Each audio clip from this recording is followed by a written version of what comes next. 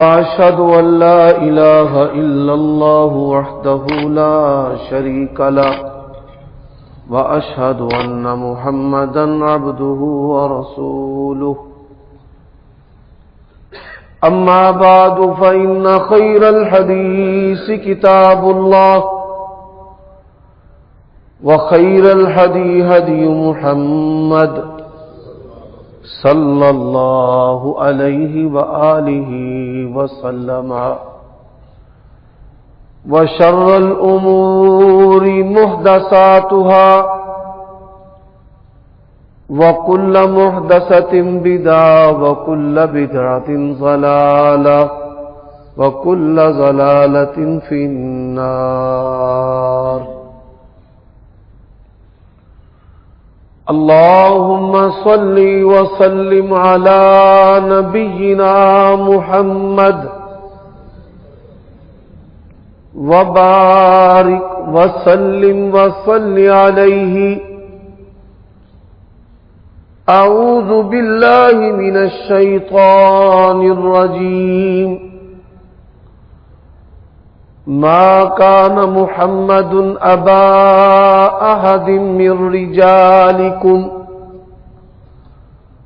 ولكن رسول الله وخاتم النبيين وكان الله بكل شيء عليما. وقال النبي صلى الله عليه وسلم إن لي 5 أسماء أنا محمد أنا أحمد أنا الماهي الذي يمحو الله بي الكفر أنا الحاشر الذي يحشر الناس على قدمي وأنا العاقب الذي ليس بعده نبي. عیوب اور نقائص سے منزہ و پاکیزہ تمام قسم کی حمد و ثنا اللہ وحدہ لا شریک لہ کے لیے، اور درود و سلام شفیع للمذنبین خاتم النبیین رسول کریم رؤوف الرحیم صلی اللہ علیہ وآلہ وسلم کی ذات اقدس پر. سامعین محترم، گزشتہ خطبات جمعہ سے آپ نبی صلی اللہ علیہ وآلہ وسلم کی ایک حدیث کی تشریح اور تفسیر سماعت فرما رہے ہیں. آپ صلی اللہ علیہ وآلہ وسلم کا فرمان ہے کہ میرے 5 نام ہیں. میں محمد ہوں صلی اللہ علیہ وآلہ وسلم، میں احمد ہوں اور میں ماہی ہوں، اللہ تعالیٰ نے جس کے ذریعہ کفر کو مٹایا ہے، اور میں حاشر ہوں، لوگوں کو میرے قدموں پر جمع کیا جائے گا. اور آپ صلی اللہ علیہ وآلہ وسلم کا فرمان ہے وَأَنَا الْعَاقِبُ، میں عاقب ہوں. اور عاقب سے مراد کیا ہے کہ جس کے بعد کوئی نبی نہیں ہے. سامعین محترم،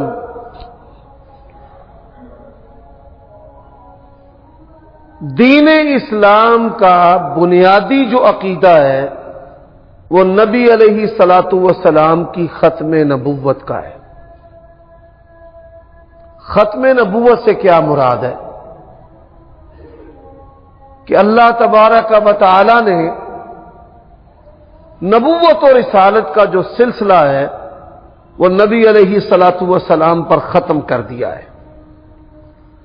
اور یہ جو معنی میں نے آپ کے سامنے بیان کیا ہے یہ نبی علیہ الصلاۃ والسلام کا فرمان ہے انقطعت النبوۃ والرسالۃ من بعدی، اللہ تبارک و تعالی نے میرے بعد نبوت اور رسالت کا جو دروازہ ہے وہ بند کر دیا ہے، نبوت اور رسالت جو ہے وہ منقطع ہو گئی ہے۔ دوسری بات، آپ صلی اللہ علیہ وآلہ وسلم کے بعد کوئی نبی پیدا نہیں ہو سکتا اور کسی کو نبوت اور رسالت نہیں مل سکتی۔ انقطع الوحی، اللہ تعالیٰ نے اچھی خوابوں، جن خوابوں کے ذریعہ وہ اپنے بندوں کی رہنمائی کرتا ہے، اس کے علاوہ وحی کو بند کر دیا ہے۔ اب نہ کسی پر فرشتہ اتر سکتا ہے۔ دین اسلام جو ہے وہ اللہ تبارک و تعالی نے مکمل کر دیا ہے۔ الیوم اکملت لکم دینکم واتممت علیکم نعمتی ورضیت لکم الاسلام دینا، کہ آج کے دن ہم نے آپ کے دین کو آپ پر پورا کر دیا ہے۔ نبی علیہ الصلوۃ والسلام نے جتنے گناہ تھے ان سے بھی امت کو خبردار کر دیا ہے، اور جتنے ثواب اور نیکیاں ہیں وہ بھی بتا دیے۔ آپ صلی اللہ علیہ وآلہ وسلم کے حلال کو کوئی حرام نہیں کر سکتا، اور جس چیز کو نبی علیہ الصلوۃ والسلام نے حلال حرام بیان کر دیا ہے اس کے اندر کسی قسم کی کوئی تبدیلی نہیں ہو سکتی، نہ کوئی کرنے کی جرت رکھتا ہے۔ اب آپ صلی اللہ علیہ وآلہ وسلم کی دو باتیں۔ پہلی بات کہ نبی علیہ الصلوۃ والسلام نے اپنی امت کے تشدد اور افتراق کے بارے میں ہمیں خبردار کیا ہے، یعنی وہ فرقے جو امت کے اندر ہوں گے اور وہ مسلمان ہوں گے،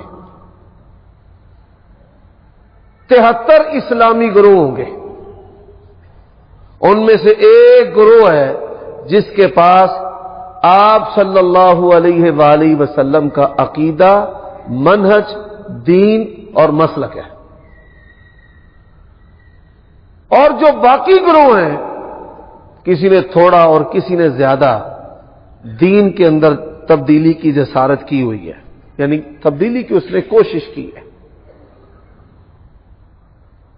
لیکن آپ صلی اللہ علیہ وآلہ وسلم نے ایسے فرقوں کے بارے میں بھی بتایا ہے کہ جو ملت سے خارج ہوں گے، دار اسلام سے خارج ہوں گے، نان مسلم جو ہیں، غیر مسلم۔ اب اس کے بارے میں آپ گزشتہ خطبہ جمعہ میں قدر تفصیل سے جان چکے ہیں کہ کافروں کی 6 اقسام ہیں، اور یہ بات اکثر میں اپنے دروس میں بھی بیان کرتا ہوں۔ اس کا مقصد یہ ہے کہ لوگوں کو منہج اس کی سمجھ آ جائے کہ ہم نے کس کو کافر کہنا ہے اور کس کو کافر نہیں کہنا۔ دین اسلام کے اندر سب سے بدترین جو کافر ہے اس کو زندیق کہتے ہیں۔ زندیق جو کافر ہے یہ منافق سے بھی بدتر ہوتا ہے۔ منافق اپنے آپ کو مسلمان ظاہر کرتا ہے اور اس نے اپنا کفر اپنے سینے میں چھپایا ہوتا ہے، اندر سے یہودی ہے، بظاہر مسلمان ہے، اندر سے نصرانی مسیح ہے لیکن بظاہر مسلمان ہے۔ زندیق جو ہے وہ کافر سے بھی، منافق سے بھی بدتر کیوں ہے کہ وہ کفر کو اسلام بنا کر پیش کرتا ہے۔ گدھے کا گوشت ہے، کہے کہ یہ بھینس کا گوشت ہے۔ شراب ہے، اس کو کہے کہ یہ جامع شری ہے۔ یعنی کسی بھی کفر کو اسلام بنا کر پیش کرنا یا کسی بھی حرام کو حلال بنا کر پیش کرنا جو ہے، ایسا شخص زندیق ہوتا ہے۔ اب جو لوگ ختم نبوت پر ڈاکہ ڈالنے والے ہیں وہ زندیق ہے۔ پاکستان کے اندر 2 گروہ ہیں جو نبی علیہ الصلوۃ والسلام کے بعد کسی شخص کے نبی اور رسول ہونے کے قائل ہیں۔ ایک قادیانی ہے اور دوسرے جو ہیں بہائی ہیں. بہائیوں کی تعداد بہت تھوڑی ہے. یہ مرزا غلام احمد قادیانی سے کچھ دیر پہلے ایران سے ایک فتنہ ظاہر ہوا. بعد میں جب حکمرانوں نے ان پر گرفت کی، پکڑ کی، تو ان میں سے کچھ لوگ جو ہے وہ پاکستان میں آ گئے اور یہاں پر پناہ حاصل کی، اور پھر پارچوریشن تقسیم کے بعد ان کو نیشنلٹی مل گئی اور وہ پاکستانی ہے. اور ان کا یہ نظریہ ہے کہ بہاؤلہ جو ایرانی ہے وہ نعوذ باللہ من ذالک اللہ تعالیٰ کا رسول ہے. اس کے بعد مرزا غلام احمد قادیانی جو ہے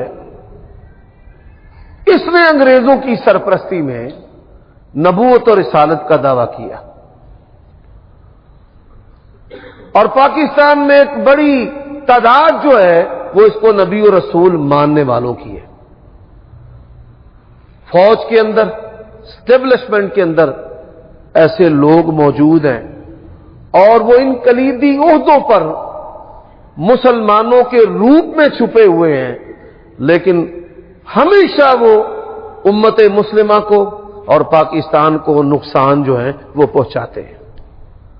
اور جب بھی پاکستان میں جبری حکومت قائم کی گئی جس کو مارشل لا کہا جاتا ہے، یا فوجی ڈکٹیٹر پاکستان کی سیاست پر قابض ہوتے ہیں، تو ایسے لوگ جو ہیں وہ ان کے قرب و جوار میں نظر آتے ہیں. یہ ایک ایسی حقیقت ہے جس کا انکار نہیں کیا جا سکتا.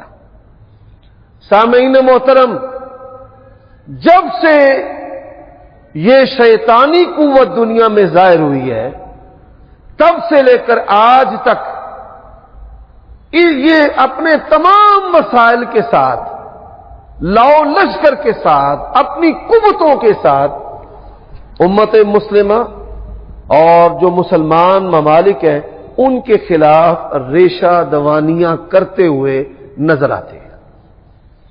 اس لیے ان کے بارے میں اپنے بچوں کو، نوجوان نسل کو، اسکولوں اور کالجوں میں پڑھنے والے طلباء کو آگاہ کرنا انتہائی ضروری ہے. اب آپ صلی اللہ علیہ وآلہ وسلم نے جن فتنوں سے خبردار کیا ہے، حذیفہ بن یمان رضی اللہ تعالیٰ عنہ بیان کرتے ہیں، ایک دن نبی علیہ الصلوۃ والسلام نے فجر کی نماز پڑھائی. نماز ظہر تک نبی علیہ الصلوۃ والسلام نے خطبہ دیا، یعنی تقریر کی. نماز ظہر پڑھانے کے بعد پھر عصر تک آپ بیان کرتے رہے. نماز عصر کے بعد پھر نماز مغرب تک نبی علیہ السلام بیان کرتے رہے. اور آپ صلی اللہ علیہ وآلہ وسلم نے امت کو فتنوں کے بارے میں آگاہ کیا. بلکہ حضرت حذیفہ رضی اللہ تعالی عنہ بیان کرتے ہیں کہ لوگ نبی کریم صلی اللہ علیہ وآلہ وسلم سے فتنوں کے بارے میں نہیں پوچھتے تھے، خیر کے بارے میں پوچھتے تھے، اپنی دنیا، اپنے معاملات، اپنے مسائل کے بارے میں پوچھتے تھے. لیکن میں نبی علیہ الصلوۃ والسلام سے جب بھی سوال کرتا تو شر کے بارے میں پوچھتا. مجھے اس بات کا ڈر تھا کہ میں کسی شر اور فتنہ میں مبتلا نہ ہو جاؤں. لوگ خیر کے بارے میں پوچھتے اور میں شر کے بارے میں پوچھتا. اب نبی صلی اللہ علیہ وآلہ وسلم نے اپنے بعد امت کی فرقہ واریت کے بارے میں بھی آگاہ کیا اور جو حق والی جماعت ہے اس کی صفات بھی بیان کی. اب وہاں آپ صلی اللہ علیہ وآلہ وسلم نے ایسے فتنوں کے بارے میں بھی آگاہ کیا ہے کہ جو امت کے لیے ایک چیلنج کی حیثیت رکھتے ہیں اور انسان اللہ تبارک و تعالی کی توفیق کے بغیر ان کے شر سے بچ نہیں سکتا. رسول اللہ صلی اللہ علیہ وآلہ وسلم نے فرمایا کہ ہر نبی نے اپنی امت کو دجال کے فتنے سے ڈرایا ہے اور میں بھی تمہیں آگاہ کرتا ہوں. رسول اللہ صلی اللہ علیہ وآلہ وسلم فرماتے ہیں کہ دجال جو ہے وہ لوگوں کو زندہ کرے گا اور مارے گا. جو صاحب ایمان ہے دجال اسے پوچھے گا کیا مجھے اپنا رب مانتا ہے؟ وہ کہے گا نہیں، میں تو تجھے رب نہیں مانتا۔ وہ کچھ لوگوں کو زندہ کرے گا، مارے گا، بارشیں برسائے گا، کہے گا یہ دیکھو یہ کام تو رب کرتا ہے۔ تو وہ صاحب ایمان کہے گا کہ میں بصیرت پر کہتا ہوں، دلائل پر کہتا ہوں، ہمارے پیارے نبی نے ہمیں اس سے آگاہ کیا ہے، تو دجال ہے۔ نبی علیہ الصلوۃ والسلام نے فرمایا پھر اس مومن آدمی کو دجال مارنے کی کوشش کرے گا تو دجال جو ہے وہ کامیاب نہیں ہو سکے گا، وہ بچ جائے گا اس سے۔ یہاں پر دو باتیں میں عرض کرنا چاہتا ہوں۔ جب کوئی فتنہ آتا ہے، سیاسی فتنہ آتا ہے، تو انقلاب کی صورت میں آتا ہے۔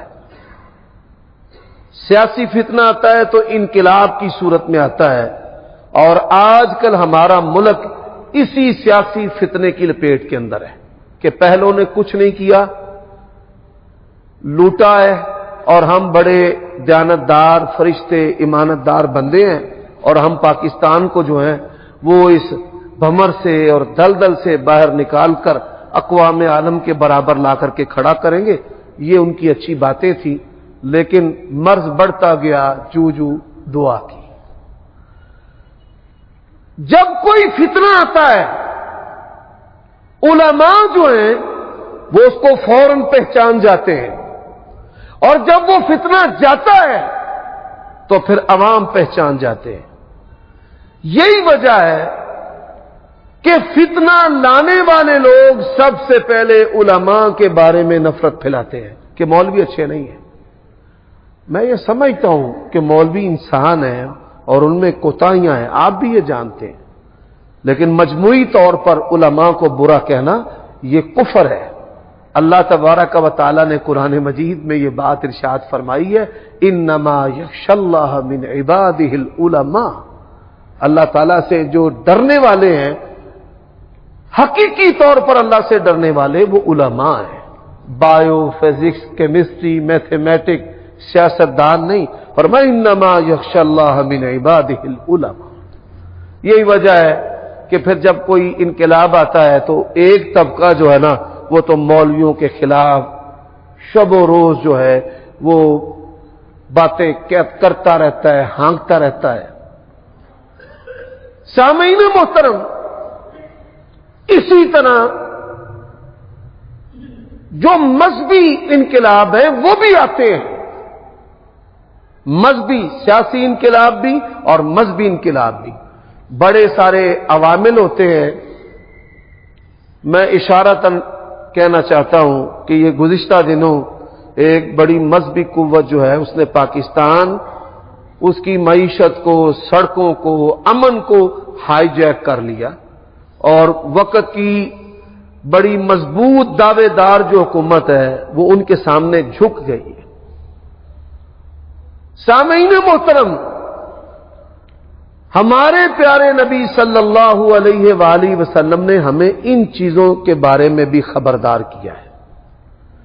حاکم وقت سے ہمارا سلوک کیسا ہونا چاہیے، ان حالات میں ہمیں کیا کرنا چاہیے۔ میں گزشتہ سالوں میں فتنوں کے بارے میں اللہ تعالیٰ کی توفیق سے بیان کر چکا ہوں، اور ان خطبات میں کہ فتنوں کے دور میں ہم نے زندگی کیسے بسر کرنی ہے اس پر بھی تفصیل سے بات ہو چکی ہے۔ آج کے خطبہ جمعہ میں نے بیان کرنا ہے کہ نبی علیہ الصلوۃ والسلام عاقب ہیں۔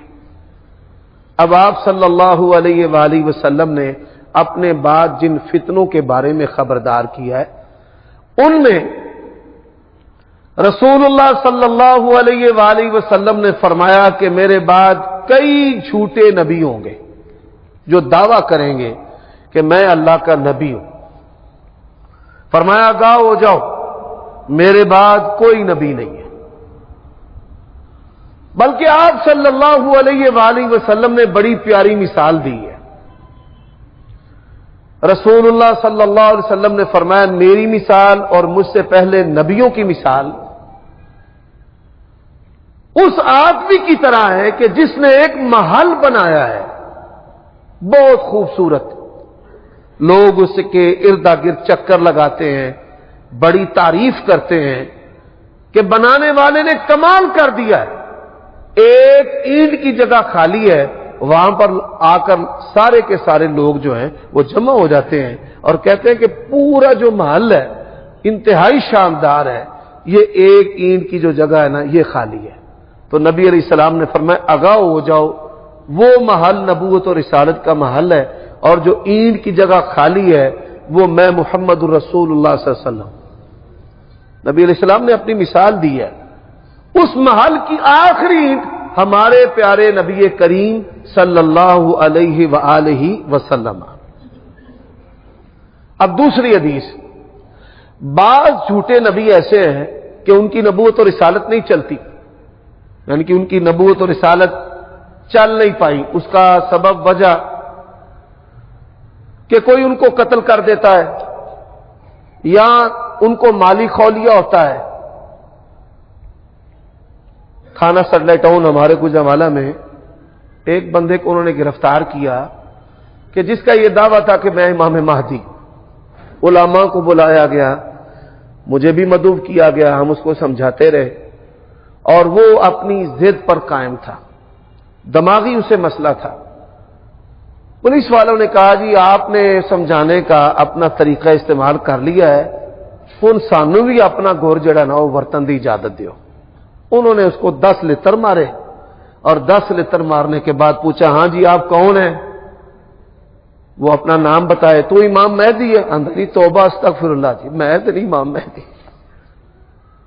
یعنی دماغی خرابی کی باعث لوگ نبوت اور رسالت کا دعویٰ کر دیتے ہیں، امام مہدی ہونے کا دعویٰ کر دیتے ہیں، اور یوسف قذاب اور گوہر شاہی وہ اسی فتنے کی کڑیاں ہیں۔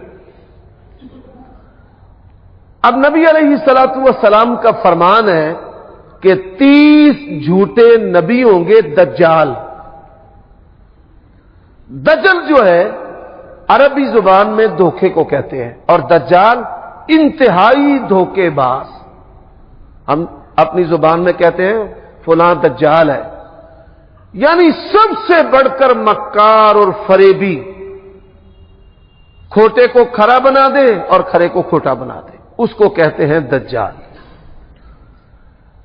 اب 30 جو نبی ہیں جھوٹے وہ دجال ہوں گے، یعنی ان کی جو نبوت اور رسالت ہے وہ چل جائے گی، لوگ دامے فریب کے اندر آ جائیں گے۔ اب دامے فریب میں آنے والے جو لوگ ہیں ان میں ایک بڑا گروہ جو ہے دنیا کے اندر وہ قادیانیوں کا ہے۔ مرزا غلام احمد قادیانی جو ہے جب یہ مشہور ہوا تو ایک مذہبی اسکالر اور مناظر اور محقق کی حیثیت سے لوگوں کے سامنے ظاہر ہوا کہ میں اسلام کے حق میں کتابیں لکھوں گا اور جتنے بھی مخالفین ہیں اسلام کے ان کا میں رد کروں گا۔ بڑے سارے لوگوں نے اس کو پیسے دیے، پیسہ بھی بہت آیا، اور اسی طرح شہرت بھی بڑی ملی، اور لوگ منتظر رہے کہ یہ اسلام کے دفاع پر اور کفار کے رد پر کتابیں لکھے گا۔ وہ کتابیں تو نہیں لکھ سکا، نہ کفار کا رد کر سکا ہے، لیکن وہ بتدریج جو ہے وہ اپنی جماعت بنا کر مختلف دعوے کرنے میں اور ان کو پھیلانے میں کسی قدر جو ہے وہ کامیاب ہوا ہے۔ اس نے سب سے پہلے دعویٰ کیا کہ میں مجدد ہوں، میں دین کی تجدید کروں گا۔ پھر اس نے دعویٰ کیا کہ میں روحانی طور پر جس طرح حضرت عیسیٰ علیہ السلام آ کر دنیا میں یہودی اور جو عیسائی علماء سو ہیں ان کا رد کریں گے، تو میں روحانی طور پر عیسیٰ بن کر کے دنیا میں آیا ہوں اور میں ان لوگوں کا، یہود و نصارہ کا اور ہندوؤں کا میں رد کروں گا۔ مسلمان بڑے ستائے ہوئے تھے اس وقت، کوئی وہاں سے اٹھتا تو اللہ کے نبی کی توہین و گستاخی کرتا، اور کوئی وہاں سے اٹھتا تو دین اسلام پر اعتراضات کرتا۔ ان حالات میں اس کو انگریز نے اپنی سرپرستی میں فروغ دیا، اور اس میں بڑے سارے مذہبی ایسے لوگ کہ جو دور اندیشی کے حامل نہیں ہوتے، بصیرت کے حامل نہیں ہوتے، ان کا حصہ بھی شامل ہے۔ تو پھر اس نے دعویٰ کیا کہ میں امام مہدی ہوں، اور پھر نعوذ باللہ من ذالکا کہ میں نبی ہوں، اور پھر دعویٰ کیا کہ میں رسول ہوں، اور پھر دعویٰ کیا کہ جس نے نعوذ باللہ محمد صلی اللہ علیہ وسلم کو دیکھنا ہے وہ مجھے دیکھ لے، ونعوذ باللہ من ذالکا۔ سامعین محترم، اب آپ صلی اللہ علیہ وآلہ وسلم آپ نے خبردار کیا کہ دجال ہوں گے، جھوٹے نبی جو دعوی نبوت کریں گے۔ میں ایک مثال آپ کے سامنے پیش کرنے لگا ہوں۔ رسول اللہ صلی اللہ علیہ وآلہ وسلم کے پاس یمامہ کا جو نمبردار تھا، چودھری سردار، مسلمہ نام تھا اس کا، مسلمہ، وہ آیا۔ نبی علیہ الصلوۃ والسلام آپ کی شخصیت کو، اوصاف کو جب اس نے دیکھا تو اس کا دماغ خراب ہو گیا۔ وہ کیسے؟ اس نے دنیا کے بڑے بادشاہوں کو دیکھا تھا۔ نبی علیہ الصلوۃ والسلام کو اللہ تعالیٰ نے جو شان عطا کی ہے، دنیا کے کسی بادشاہ کو وہ شان نہیں ملی۔ وہ شاعر نے کہا ہے پنجابی زبان میں، وضو قطرے ٹگن تے پج پج کے پکڑن، میں پیار نال مل دے رخساراں نو ٹٹھا۔ اس نے کہا ہے کہ یہ کیسے ماننے والے ہیں، وضو کے قطرات زمین پر نہیں گرنے دیتے، آپ کے لعاب مبارک کو زمین پر نہیں گرنے دیتے، آپ کے جو بال مبارک ہیں اس کو محفوظ کر لیتے ہیں، اتنی والہانہ آپ سے محبت کرتے ہیں، دنیا میں نے ان جیسے لوگوں کو نہیں دیکھا۔ نبی علیہ الصلوۃ والسلام سے کہنے لگا کہ میں یمامہ سے ہوں اور وہاں پانی میٹھا ہے، بڑے فصلیں ہیں، باغات ہیں، لوگ بڑے جنگجو اور متمول ہیں، تو مجھے آپ اپنے بعد جانشی بنا لیں، یعنی مجھے آپ اپنا خلیفہ بنا لیں۔ آپ صلی اللہ علیہ وآلہ وسلم کے ہاتھ میں کھجور کی ٹہنی تھی۔ رسول اللہ صلی اللہ علیہ وآلہ وسلم نے فرمایا کہ تو مجھ سے میرے بعد جانشینی مانگتا ہے، میں تجھے یہ کھجور کی ٹہنی بھی دینے کے لیے تیار نہیں۔ اپنے علاقے میں چلا گیا۔ صحابہ کرام اور نبی کریم صلی اللہ علیہ وسلم کی جو محبت ہے، جو وابستگی ہے، جو صحابہ کرام کا ادب تھا، وہ اسے بڑا پریشان کرتا تھا۔ اس نے دعوی نبوت اور رسالت کر دیا کہ میں بھی نبی اور رسول۔ اس کی پھر جرأت دیکھیے، اس نے آپ صلی اللہ علیہ وآلہ وسلم کے پاس ایلچی بھیجا۔ یہاں پر کچھ لوگ ہیں نا جو کہتے ہیں کہ سفیر کو نکالو، ان کا یہ مطالبہ بھی اللہ تعالیٰ کی شریعت کی روشنی میں درست نہیں ہے۔ یہی وجہ ہے کہ اس مکتبہ فکر کے دیگر علماء نے اور جماعتوں نے بھی ان کا ساتھ نہیں دیا۔ ذرا غور کیجیے گا اس بات پر۔ آپ صلی اللہ علیہ وآلہ وسلم کے پاس سفیر آیا، مسلمہ کا۔ اس نے کہا ہم گواہی دیتے ہیں آپ اللہ کے سچے رسول ہیں، آپ گواہی دیں کہ مسلمہ بھی اللہ کا رسول ہے۔ اللہ اکبر۔ صحابہ کرام کہتے ہیں اللہ کے نبی سے بڑھ کر نہ کوئی صبر والا، نہ حلم والا، نہ بردبار، نہ دشمن کے ساتھ آپ صلی اللہ علیہ وآلہ وسلم سے بڑھ کر کوئی مہربان۔ سمامہ رضی اللہ تعالی عنہ گندم فروخت کرتے تھے، سپلائی کرتے تھے، بڑے نامور سردار تھے۔ گرفتار کیا صحابہ کرام نے، رسیوں کے ساتھ باندھ دیا اس کو۔ نبی علیہ الصلوۃ والسلام آپ بڑی نرمی سے بات کریں، وہ بڑی تلخی سے بات کریں۔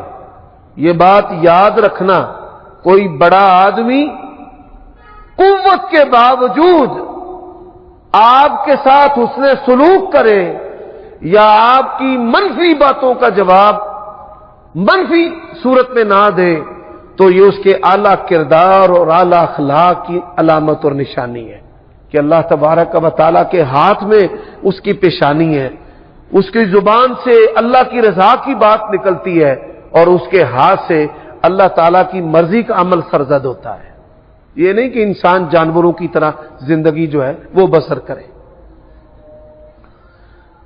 تو کون سی چیز نے اس کو مسلمان کیا؟ نبی علیہ الصلوۃ والسلام نے اس کو چھوڑ دیا۔ ایک بات نے اس کو مسلمان کیا کہ قوت میں بھی ہے، حاکم بھی ہے، سپاہی بھی ہے، ہتھیار بھی ہے، مجھے قتل کرنا چاہتے تو قتل کر سکتے تھے، میں ان سے سختی کرتا رہا، وہ نرمی برتے رہے، میں بدخلقی کرتا رہا، آپ اخلاق سے پیش آتے رہے، اور یہی وہ چیز تھی متاثر کرنے والی۔ اس بات نے کہ آپ نے مجھے زنجیروں سے کھول تو دیا ہے لیکن اپنے اخلاق کی زنجیروں میں مجھے جکڑ لیا ہے، اور وہ نبی علیہ الصلوۃ والسلام کے پاس واپس آ گیا اور مسلمان ہو گیا۔ اب ہمارے پیارے نبی صلی اللہ علیہ وآلہ وسلم کی شخصیت ایسی ہے، اللہ نے کہا وَإِنَّكَ لَعَلَىٰ خُلُقٍ عَظِيمٍ، آپ عظیم اخلاق کے مالک ہیں۔ اب جب مسلمہ کا ایلچی آیا، مسلمہ کا ایلچی اس نے کہا جی ہم گواہی دیتے ہیں آپ اللہ کے رسول ہیں، آپ گواہی دیں کہ مسلمہ بھی اللہ کا رسول ہے۔ نبی صلی اللہ علیہ وآلہ وسلم اتنے غصے میں آ گئے، صحابہ کرام کہتے ہیں کہ آپ کے جو رخسار مبارک ہیں جیسے ان پر انار نچوڑا گیا ہے، غصے سے انہوں نے دہکنا شروع کر دیا، سرخ رخسار، اور آپ نے اپنی تلوار جو ہے اس کو نیام میں سے باہر نکال لیا اور کہا اگر دنیا کا دستور نہ ہوتا کہ ایلچی کو قتل نہ کیا جائے لَضَرَبْتُ عُنُقَكَ، میں محمد الرسول اللہ اپنے ہاتھ کے ساتھ تیری گردن تیرے تن سے جدا کر دیتا۔ تیری اتنی جرت کیسے ہے؟ آپ صلی اللہ علیہ وآلہ وسلم بیمار ہو گئے، اس بیماری کے ساتھ کہ جس بیماری میں آپ اپنے رب سے جا ملے ہیں، یعنی یہ 11 ہجری کے ابتدا کی بات ہے۔ نبی علیہ الصلوۃ والسلام جوانوں میں سے جو جنگجو جوان تھے ان میں سے حضرت اسامہ بن زید رضی اللہ تعالی عنہ سے بڑی محبت کرتے تھے۔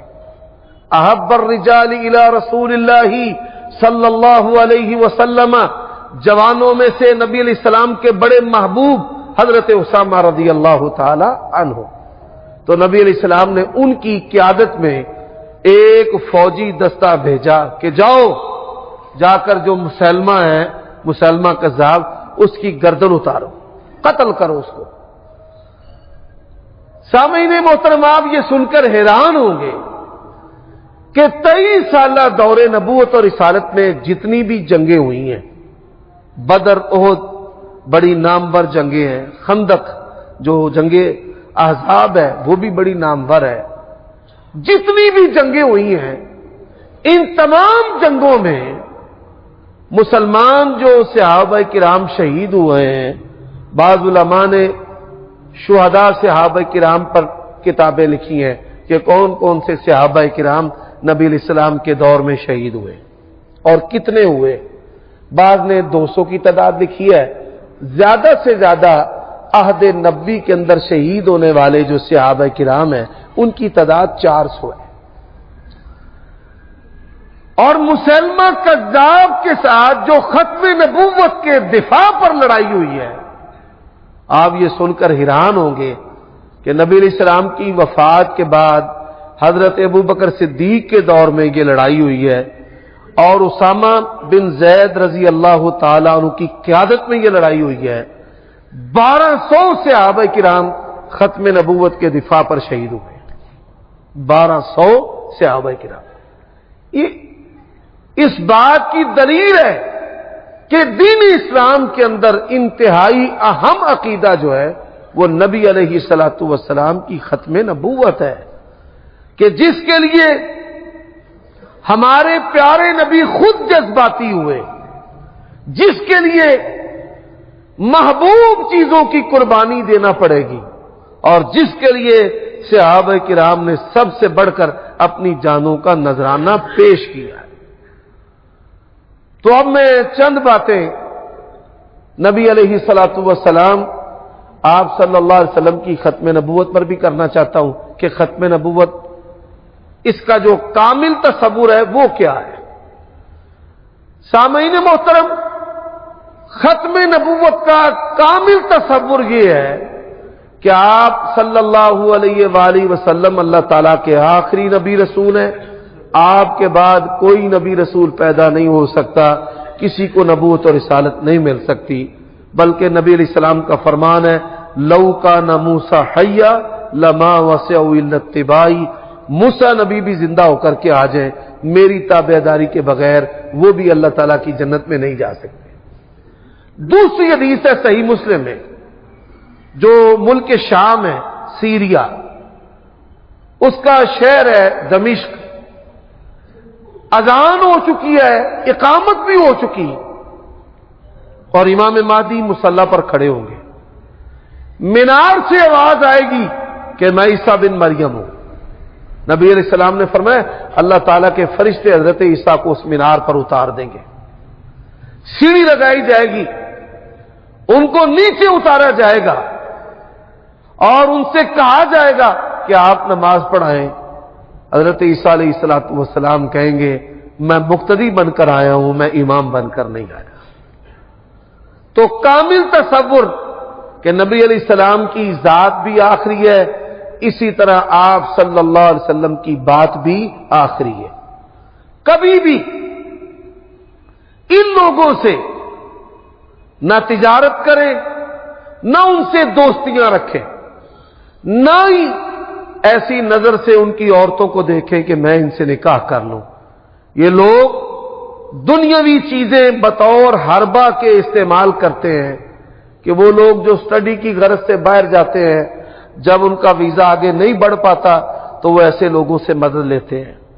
اسی طرح اپنی عورتوں کو وہ اپنے دین مذہب کو پھیلانے کے لیے استعمال کرتے ہیں، اور مسلمان جب ان کے اس جال میں پھنس جاتے ہیں تو اللہ کی توفیق اور ایمان کی مضبوطی سے انسان باہر نکل سکتا ہے، وگرنہ جو کمزور بندہ ہے وہ باہر نہیں نکل سکتا۔ اپنے بچوں کو آپ نے چند چیزیں جو ہیں وہ سکھانی ہیں، ہم مجمل طور پر سکھائیں۔ عقیدہ توحید، نبی علیہ الصلوۃ والسلام کی نبوت اور رسالت اور ختم نبوت۔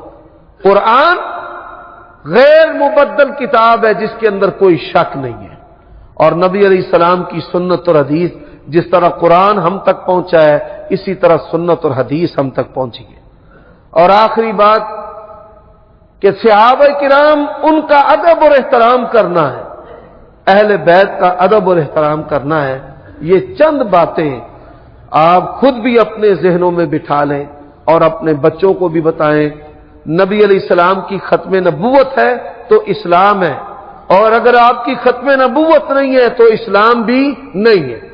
عقیدہ توحید ہے تو اسلام ہے، اگر توحید نہیں ہے تو اسلام نہیں ہے۔